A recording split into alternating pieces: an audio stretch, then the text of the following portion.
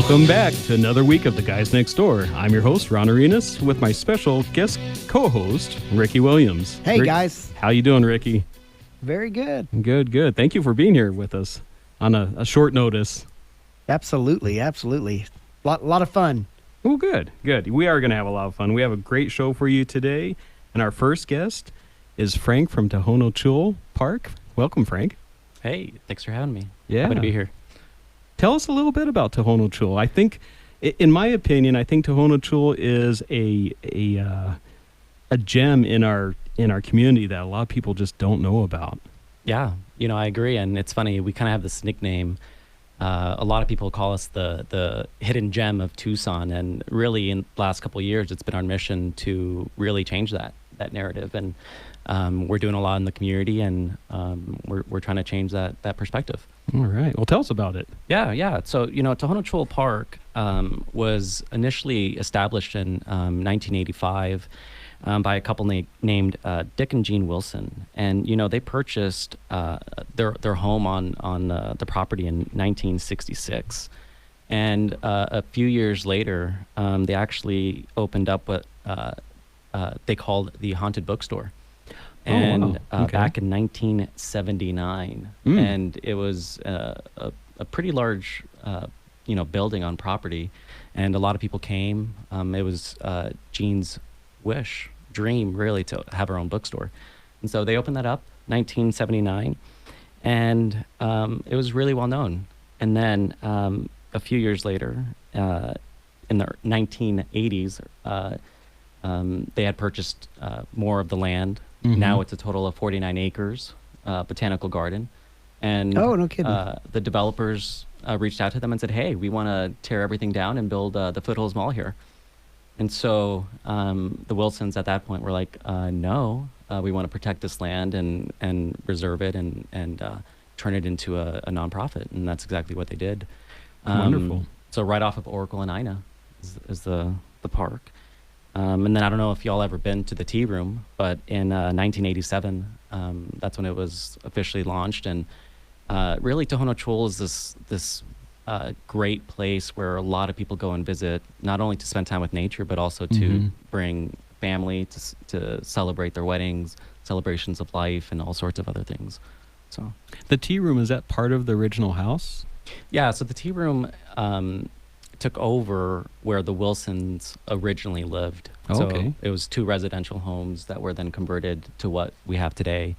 So the original home is the bistro, so the restaurant, a couple of venues, and then the other home is our admin office and our arts exhibit.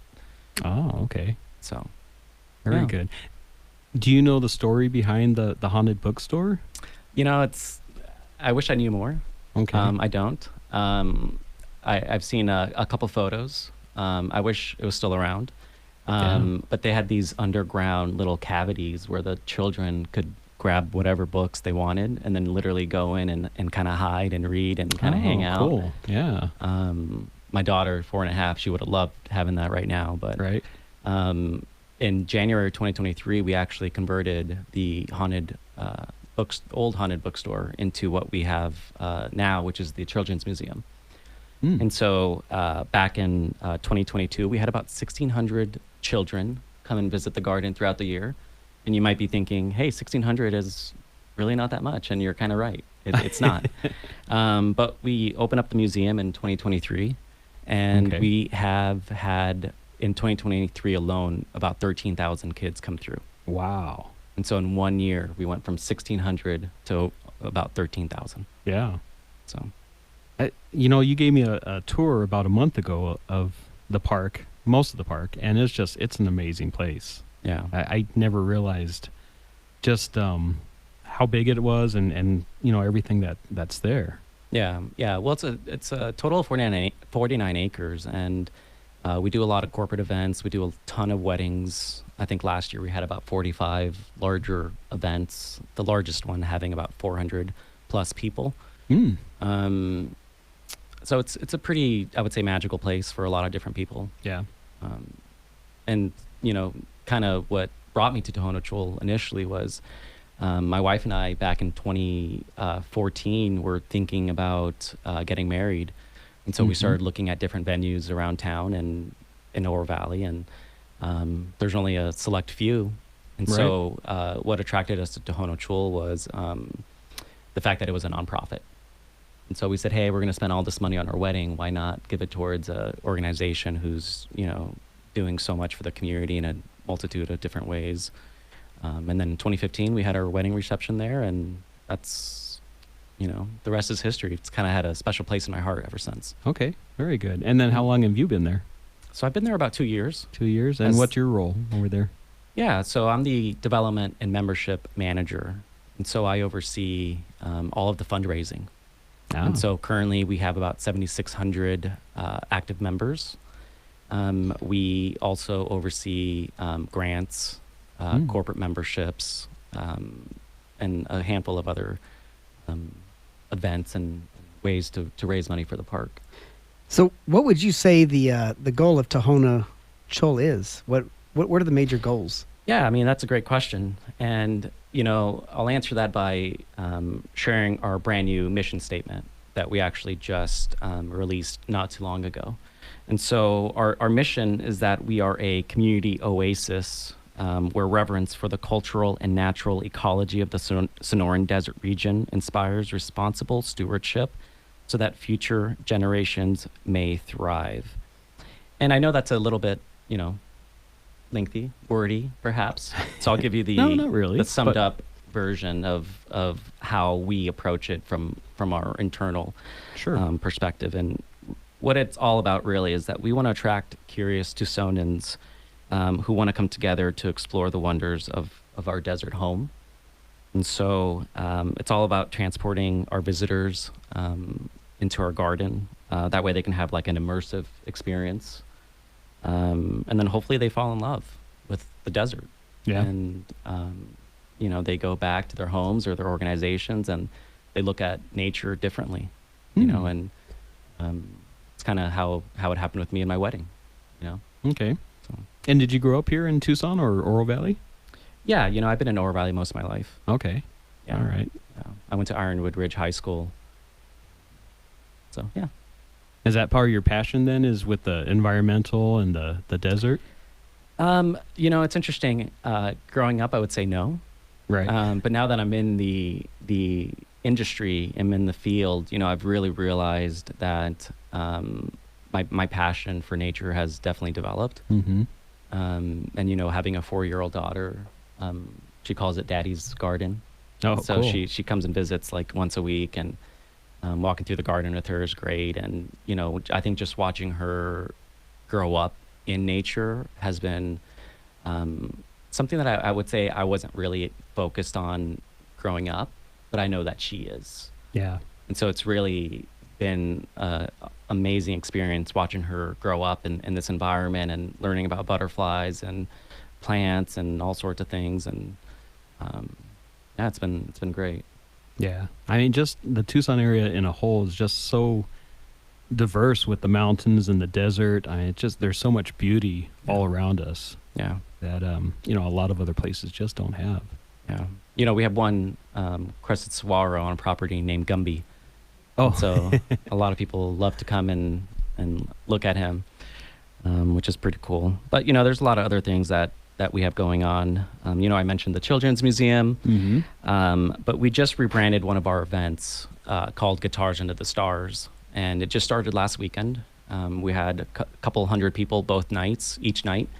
And it's running until the end of November. It's free admission. It's Oh, hosted cool. at our bistro.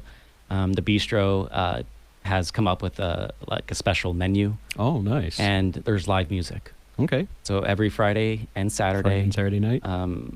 free admission, live music. And what's cool is it's not just classical guitar. It's like literally all sorts of different local musicians who are using guitars in different ways, which is really cool.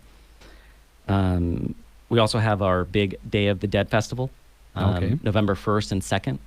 Last year was pretty amazing, and it's one of those events that we were doing every other year, and just due to the popularity and the response from the community, we've decided that we're going to do it every year.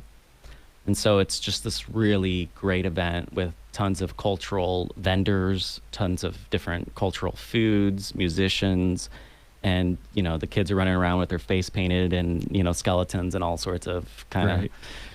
cool It's stuff. just very So, festive, yeah. Yeah. Can you tell us real quick about your holiday event? Yeah. So we're super excited. Every year we do an event called Holiday Nights, and usually it's about 5 or 6 nights during December. However, this is the first year, just due to the popularity, that we are extending it to 11 nights this year. Oh, great. And so last year, throughout the year, we had over 140,000 visitors. And so there's just a lot going on at the garden that we're excited about. Fantastic. So can you tell us again where it's located? Yeah, so Tohono Chul Park is located at the corner of Ina and Oracle. All right, fantastic. Well, thank you, Frank. Yeah, thanks for Tohono having Chul me. Park. We'd like to thank our sponsors, Piper Family Painting, Steamy Concepts, Crest Insurance, Tucson Pack and Ship, Tucson Tamale, Picturox Cooling, Heating, and Plumbing.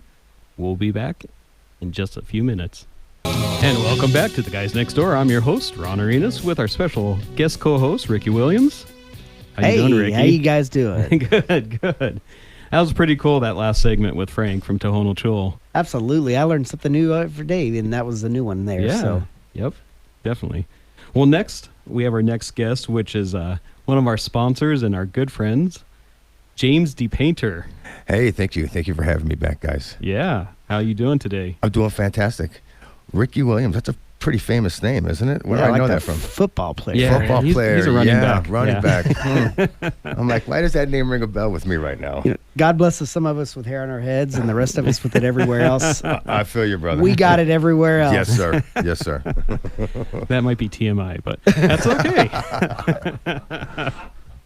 So tell us a little bit about Piper Family Painting. So Piper Family Painting is here, local company. We're based out of Marana, and we are interior, exterior, residential, commercial repaint company. Nice. We specialize in cabinet refinishing, and we specialize in interior, working with clients that have lived in their home for quite some time. Very nice, very nice.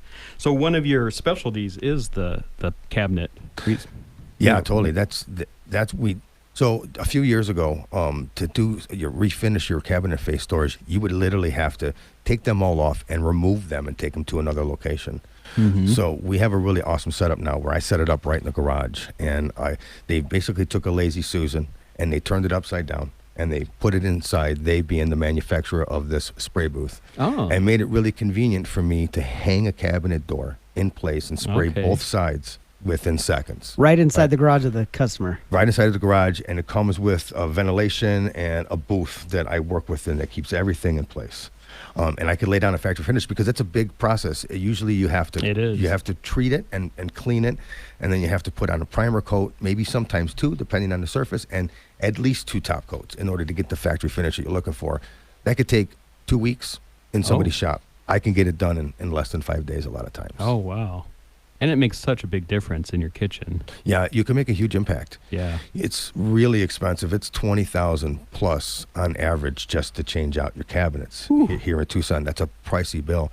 I Yeah. can beat that. I mean, Oh, big yeah. time, and have a greater impact.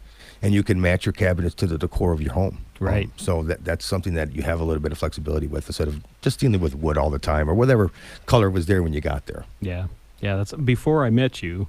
That's exactly what we did. We had a rental house that we went ahead and sold about 3 years ago, and had the wood stained cabinets, and we decided to go ahead and get them painted. And it modernized the whole kitchen. Yeah, it's wonderful. Yeah. To go from dark wood, that was 1978, to Yeah. beautiful, bright white. It would lighten your Yeah. whole space up. I'm a big fan. Yeah. We had the whole kitchen like white and gray. Yeah. So, yeah, it just looked really modern. What about bright yellow? Yeah, yellow's okay. It just depends on what situation that you're in. I have a lot of opinions because I've been doing this for so long. And I tell my clients all the time, hey, if you want to know my opinion, I'll tell you. But I don't have to live there. So full disclosure. What about purple? Because my kids love purple. Purple's pretty good.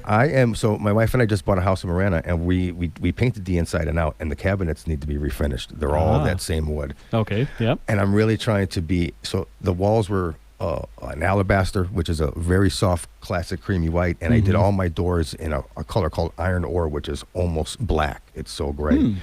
So the cabinets, the top ones are going to go a color called light French gray. It's a really light gray. All right, so it's not overwhelming. The bottom half of those cabinets are going to be turquoise. It's going to be Wow. It's going to be big. I don't know if I'm going to like Yeah. it, but we're going to jump right in and we're going to refinish those cabinets and we're going to see what they look like. And turquoise is a color that you can draw in to this Tucson environment. Oh, yeah, you definitely. see it all over the place. Yeah. And you know, in all the desert, you got to have a little green in your space. Yeah. You got to, right? You got to bring Yeah, that yeah, in yeah. somewhere. And we're going to try to get it in those cabinets. Okay. Very nice. You Very gonna post nice. some pictures of that? I will. Yeah, I'm all over Facebook. You can find a lot of my stuff on Facebook. Almost everything we do, we post up there. Perfect. Very good. Well, a lot of people ask, do painters water down their paint? That's a really good question. People ask me that all the time. Yeah. And, you know, full disclosure, it is unethical to water down paint, and it will degrade the overall chemical composition of the Right. paint. So I personally have never seen a painter water down paint. I don't water down my paint. I will sometimes thin my paint. There's a difference between diluting your paint with water and thinning your paint with a chemical. Oh. So Okay. from a chemical composition standpoint, that's all paint is. It's chemistry. Mm-hmm. When you add water to something, you weaken it. That's Yeah. that's the science behind It's it. almost like a cake batter. If That's you right. poured a bunch of water in a cake batter, it's not going to come out right. Totally. But you can thin paint. You can add an additive that helps it flow better. In this environment that we're in, I got a team working right now that were just complaining, telling me my spray tip is drying as we move. The alternative is not to put water into that. All right, the water is to thin it with a chemical that allows it to stay drier a little, wetter a little longer, and it stops that clogging from happening. But you know, so anyway, we don't see that a lot. I do, however, in new construction homes that I've painted that are being painted for the first time after they were built. Yeah. A lot of that paint I find to be watered down. Yeah. Right, and here's how I find that out. The sheen is inconsistent. It says that it's semi-gloss, and I can't tell that it's semi-gloss. You go to touch it up on the walls, and the shade is off ever so slightly. Oh, Right? okay. Those are indications that your paint have been thinned down, right? And again, it's really unethical. You know, somebody who is brand new building their home for their family, and you know they spent $400,000-$500,000 on a brand new home. Yeah. And to have you guys come in and thin paint down like that, you know, it's not good overall for the durability of the home, especially on the outside, especially with stucco Yeah. homes. You got to have some durability, and then they're thinning it down on a regular basis. And I don't want to throw any shade at new construction companies, all right?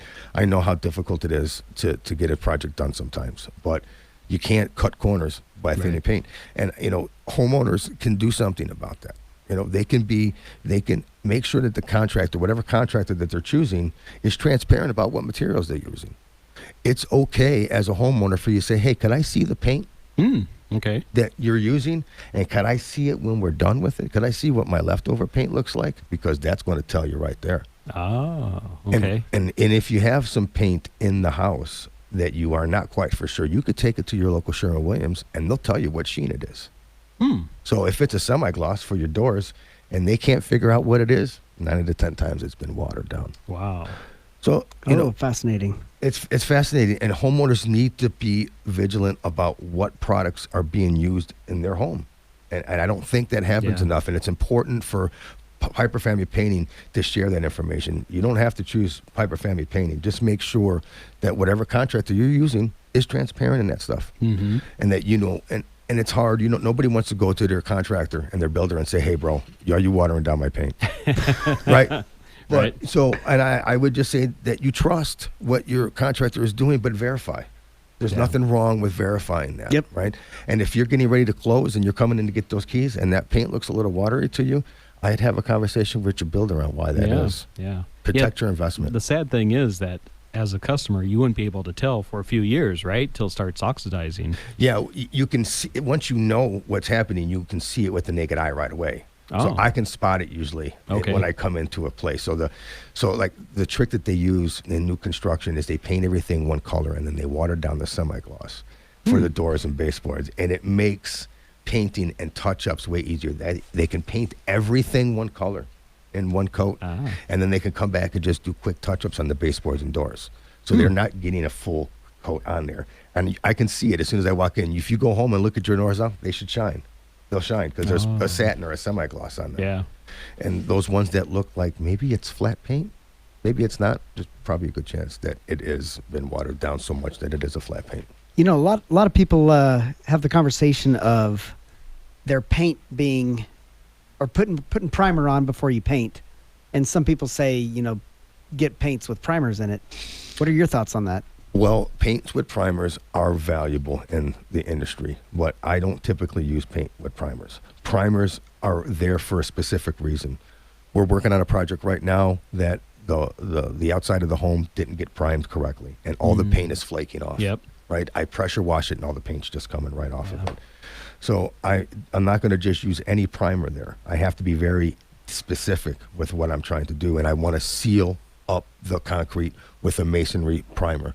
So in that case, you know, you have to use something that it's not just a combo. You know, you can use that. That's usually, it's marketed towards do-it-yourself enthusiasts, and there's nothing wrong with the do-it-yourself realm. They might not have the knowledge that I would have, and they can certainly use a paint and primer in one if they're doing a DIY project at home. But if you're painting your house, the outside of your home, something with high traffic, something with a lot of foot and hand traffic, Yeah. you're going to want to just make sure that your process is a little bit more fine-tuned, and laying down the correct primer in the correct situation before the correct top coat is integral there. Right. Yeah. Prep is key to painting. Yep. 60% of what we do is prep. Yeah. I paint with the remaining balance of that. Yeah. It's not much, right? But, you know, here in Tucson, especially if you have a south-facing or west-facing home, it gets all that sun. Yeah. And it fades and oxidizes. And, Yeah. you know, if you're not using the proper things, or if you're not doing the proper techniques, it's not going to last long. That's It's right. going to look pretty ugly in a few years. The paint that was used to paint a brand new construction home is a contractor grade paint, Yeah. and it doesn't have a 10 or 15-year warranty for Right. fading. It's going to be fading after 2 years. Yeah. That's just how it is. Yeah. And a lot of those guys, they're moving those houses fast. You know, they're Oh, yeah. painting 2, 3, 4 houses, you know, in a couple-day period. Wow. So they have to think outside the box. We're a repaint company. Right. So our process is different. You know, we care about coating what's going on and not necessarily just getting paint on it. So, James, tell us how people can get a hold of you. Our website, www.piperfamilypainting.com, and on Facebook to see all of our wonderful projects at Piper Family Painting. Wonderful. Thank you so much for coming on again. Thanks, guys. It's nice to meet you. Yeah, We- very nice to meet you. We'd like to thank our sponsors, Piper Family Painting, Steamy Concepts, Crest Insurance, Tucson Pack and Ship, Tucson Tamale, and Picture Rocks Cooling, Heating, and Plumbing. We'll see you next week.